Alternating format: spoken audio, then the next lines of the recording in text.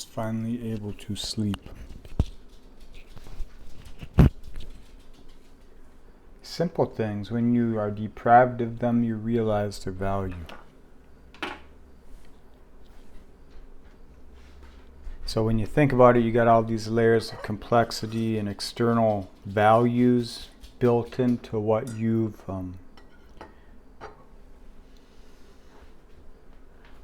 overextended your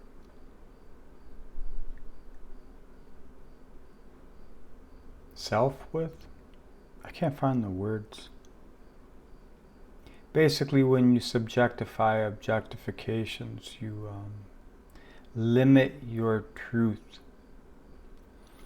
Those who judge most are often unable to accept judgment. And I know that because I've lived that. I felt that, When you feel victimized and you're in the subjective realm of being, then you seek to objectify yourself in the echo response of others in the world around you.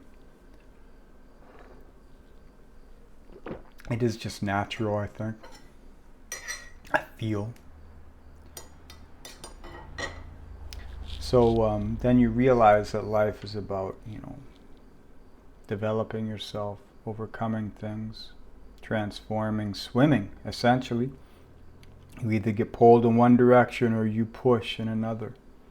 So the world becomes this dichotomy of opposition and response, reaction and opportunity.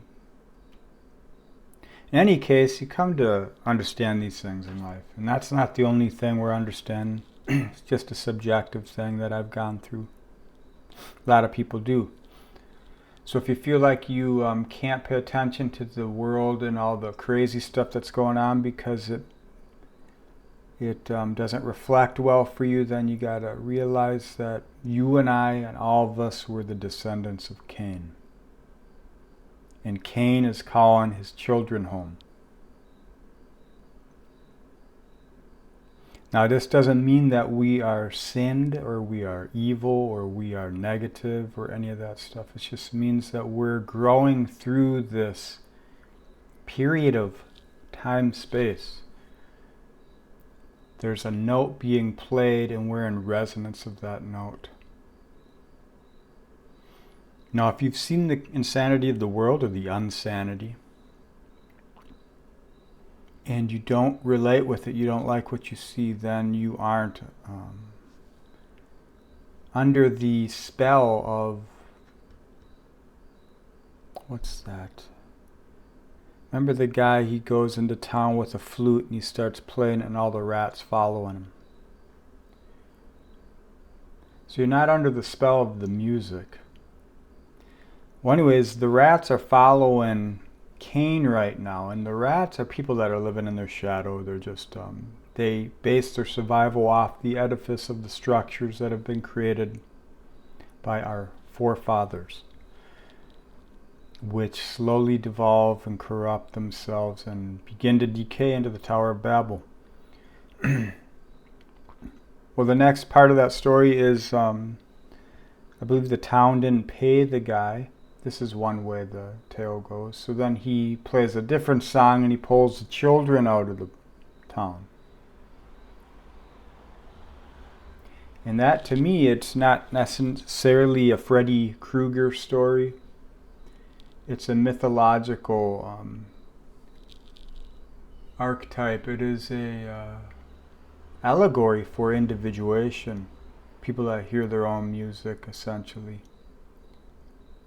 So if you've seen the ugliness of this world within yourself and you seek to try and transform that, then you're not in the pull of the world. And we see people that get these insane or unsane insights into things.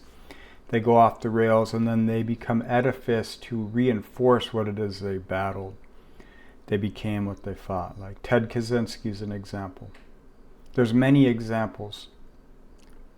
People that try and fight the system by becoming crazy, these are the examples, essentially. And all they do is they hurt innocent people. Because they're the crudest version of the mechanism they're battling. So the children of Cain here, we're in this time, it's an Aquarian time in my mind. And that's the only language I can come to which gives feelings words in a way that I can communicate it to a broad spectrum consciousness.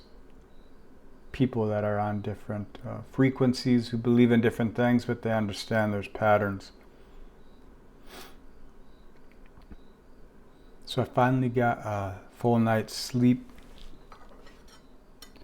and I had some dreams.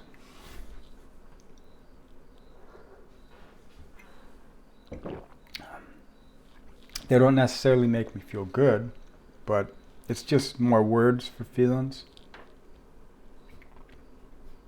Makes me, gives me opportunity to move in life with more conviction, basically.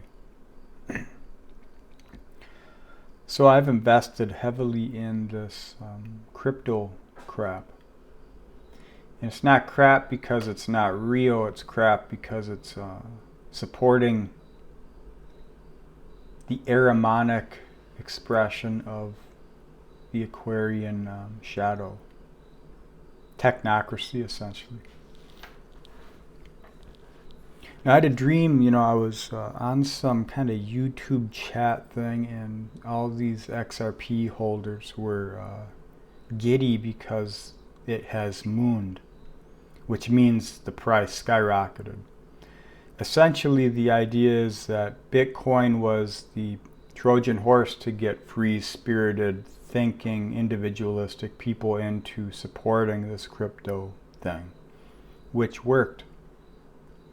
But it was just the beta, it's just the example of what XRP and other utility tokens are actually going to be doing. But instead of being all pervasive, all that tech in one coin, it's layered. So there's elements of these layers of blockchain, ledgers, and CBDCs and control state stuff on top of it. So no one layer does it all. It's just they're foundational and dynamic.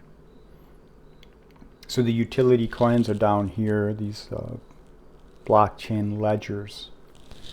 And the ledger means it's holding all these calculations, all this data. There's these Hadoop mega cluster database systems all over the world, massive database systems, and they're integrated not only in co-located physical locations, but in satellite arrays, I'm guessing. I mean, it would make sense. So it's cloud, it's token ring, it's everything all in one.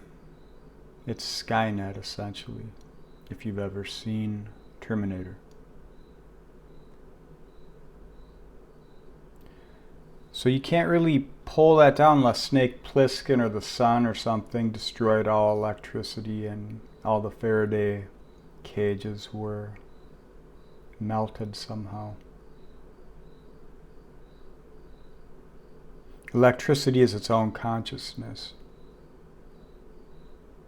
It is like blood for something else, essentially. So this dream, the XRP's skyrocketing, people were all giddy. And I realized you don't want to order up any of that Mountain Dew, which with our current technologies and our triangulation abilities through the 5G frequencies and tech, it's not very good to have too much power in this world, because you become edifice to what it is, and it digests you.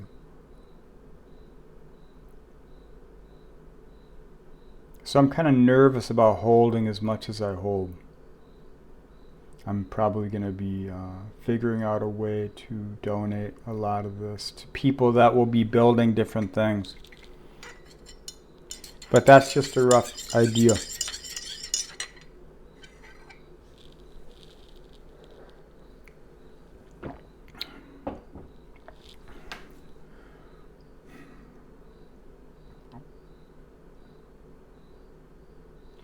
So being unsane in an insane world, how do you function? The more you observe, the more of the insanity you take into yourself, or the unsanity. You dilute the purity of the self, and you subjectify objective realities. And then you gotta filter through all that shit. That's what I do all the time. That's my natural expression. Most people, they deny it, they hold it down, they can't handle it. So I don't resonate with a lot of people. I'm not here for everyone, I'm here for certain people. Looking at astrology, I can certainly see where I've got the instrumentation for that. I have many interesting configurations. But it's more of a one-on-one type of energetic. But when we speak through tech, when we speak our purity, our authenticity, we're in the search and we're trying to figure out what it is. And these times we elementalize with others, we resonate. We're all playing certain tones of our own melodies, and they resonate in this world, in the orchestra of life, and this is how you find people. So that's what I'm doing. Now I gotta speak in code in this day and age, which isn't hard for me, because it's hard for me to find suitable language that doesn't limit what it is I'm trying to say. And even then, I fail a lot. So if you're watching me, then you're probably caught up in digesting your own stuff, figuring out what it is, who you are in the process, what life is, essentially. And you know that you don't got to figure it out, otherwise you wouldn't be watching me. But if you did have it figured out, or you know people that got it figured out, then you can rest assured that they have become edifice to the shadow of the children, the legacy of Cain.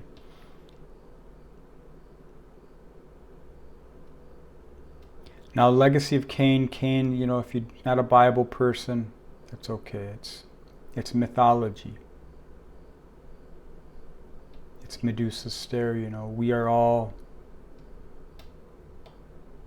seeking Andromeda, essentially. We're all on our own quests, our own voyages. We oscillate in between these different archetypes. But we have to put ourselves in these positions by digesting shadow so that we can see new light and we can step forward into new experiences. That's how mythologies change. That's how they're cultivated through your life. And I've been understanding that the past few years. Doesn't mean that you can do it, it just means that you have rhyme to the reason.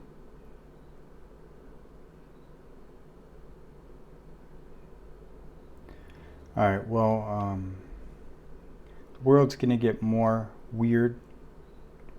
I'm doing what I can to change.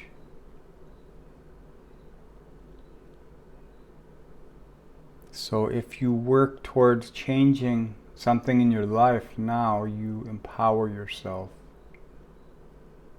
Every investment in the self here today is 1,000-fold in the future. Alright, well, thanks for watching, listening, and being.